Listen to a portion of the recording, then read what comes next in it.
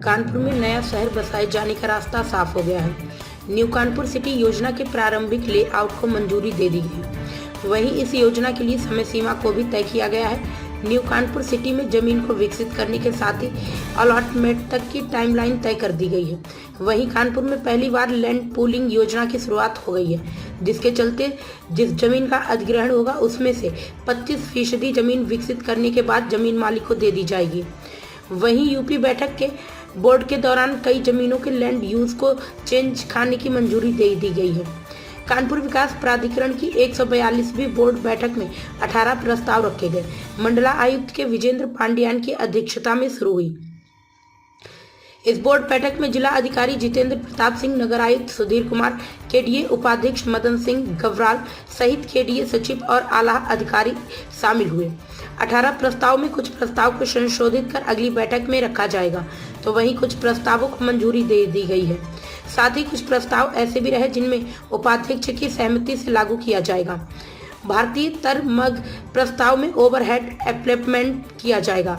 भारत सरकार की अमृत योजना के अंतर्गत कानपुर विकास क्षेत्र की GIS बेस्ड महायोजना 2031 में मिक्सी संस्था द्वारा कार्य कराया जाएगा।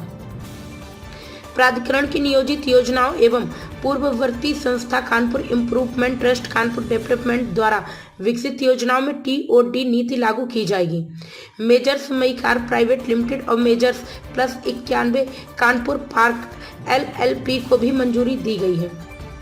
कानपुर विकास प्राधिकरण का जो बोर्ड मीटिंग हुआ है, बहुत महत्वपूर्ण कुछ योजनाएं हम लोग फैसला किए हैं। वैसे जो न्यू कानपुर नगर का है, न्यू कानपुर नगर बहुत साल से चल रही थी, उसी का एक तरफ से एक रूपरेखा दिया है और कानपुर डेवलपमेंट अथॉरिटी से मंजूरी मिल गया है। वो आगे जल्दी से उसको धरातल पे लाएंगे। उसका टाइम फ्रेम के साथ उसको करने के लिए निर्देश दिए हैं यहाँ का कानपुर डेवलपमेंट अथॉरिटी का।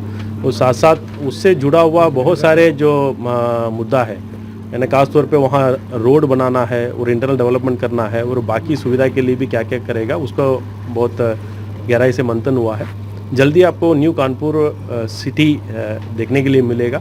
उसका टाइम फ्रेम इत्यादि अब मिनट्स में मिलेगा आपको, जल्दी आपको कम्युनिकेट भी करेंगे। एक इम्पॉर्टेंट पॉइंट ये है। दूसरा 2-3 पॉइंट में हम लोग निर्देश दिए थे, खासतौर पे यहाँ लैंड यूज़ कन्वर्शन का बहुत सारे मामला था।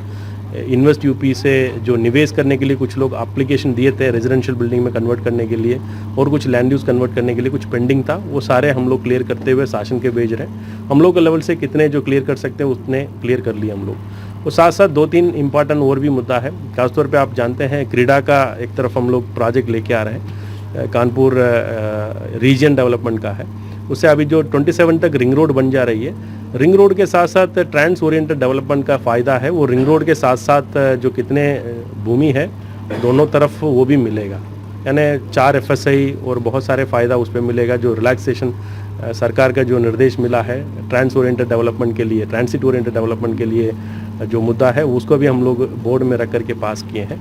और बाकी मेट्रो का जो किनारे किनारे जो ट्रांस ओरिएंटेड डेवलपमेंट का जो फ़ायदा तो है वो तो मिलता है।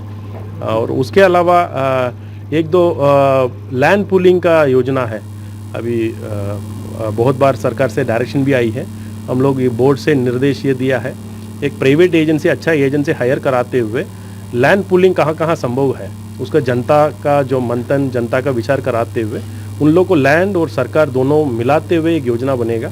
उसे डेवलप्ड प्रोजेक्ट का जो अंश है 25% से लेकर 50% हम वो किसान का, वो जनता को उपलब्ध कराएंगे। उसको भी एक DPR बना करके फ्लोट कराने के लिए निर्देश दिए हैं।